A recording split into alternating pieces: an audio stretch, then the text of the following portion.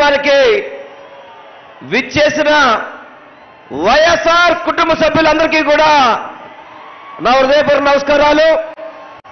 వేదిక మీద ఉన్న పెద్దలకి, వేదిక ముందున్న వైఎస్ఆర్ కుటుంబ సభ్యులందరికీ కూడా నా హృదయపూర్వక నమస్కారాలు. ఈరోజు ఏదైతే వైఎస్ జగన్మోహన్ రెడ్డి గారు 175కి 175 గెలవాలని చెప్పి ఒక సంకల్పంతో ముందుకెళ్తున్నారు. ఆ సంకల్పానికి మేము సిద్ధంగా ఉన్నామని చెప్పి చేసిన మీ అందరికీ కూడా నేను హృదయపూర్వకంగా నమస్కారాలు తెలియపరుచుకుంటున్నాను. గతంలో 14 సంవత్సరాలు ముఖ్యమంత్రి చేశాడు. 40 ఏళ్ళ ఇండస్ట్రీ అని చెప్తాడు. ఒక వ్యక్తి అయితే 10 సంవత్సరాల నుంచి పార్టీ నడుపుతున్నా అని చెప్తాడు. ప్యాకేజీకి అమ్ముడిపోతాడు. వీళ్ళందరూ కలిసి మన నాయకుడిని ఎదుర్కోవడానికి వస్తున్నామని చెప్పుకుంటున్నారు.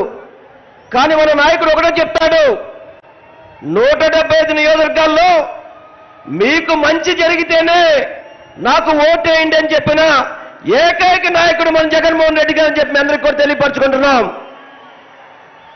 ఇంతవరకు చంద్రబాబు కానీ పవన్ కళ్యాణ్ కానీ అభ్యర్థుల పేరు చెప్పడానికి భయపడతారు. ఈరోజు మన ముఖ్యమంత్రి అధికారంలో ఉండి ఏ మాత్రం కూడా ఎక్కడ ఎటువంటి ఇబ్బంది లేకుండా 175 గెలిపే లక్ష్యంగా ఈరోజు ముందుకెళ్తున్నాడు.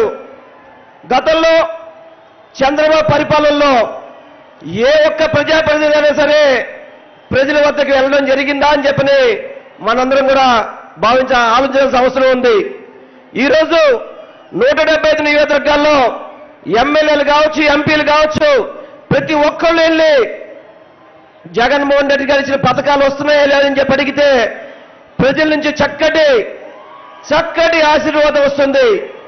అటువంటి ముఖ్యమంత్రి గారి నాయకత్వంలో మనందరూ కూడా పనిచేస్తున్నందుకు సంతోషంగా ఉందని తెలియపరచుకుంటూ, చాలా మంది మధ్యకాలంలో టీవీలో చూస్తున్నాం, క్యాండిడేట్స్ మారుస్తున్నారు అనేది.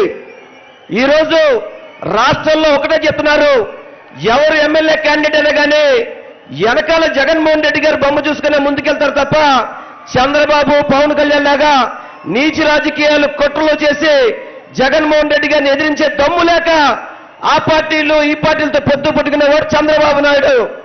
జగన్మోహన్ రెడ్డి గారు ప్రజలే నాకు పొత్తు అని చెప్పని ప్రజలతో పొత్తు పెట్టుకున్న నాయకుడు మన జగన్మోహన్ రెడ్డి గారు. అటువంటి నాయకుడు సారథ్యంలో మనందరం కూడా ప్రయాణిస్తున్నందుకు సంతోషంగా తెలియపరచుకుంటూ, ఈ కార్యక్రమాన్ని ఇంత చక్కగా విజయవంతం చేసిన ప్రతి ఒక్కరికి కూడా నేను హృదయపూర్వకంగా నమస్కారాలు తెలియపరచుకోవడం సంబంధిస్తున్నా. జై జగన్.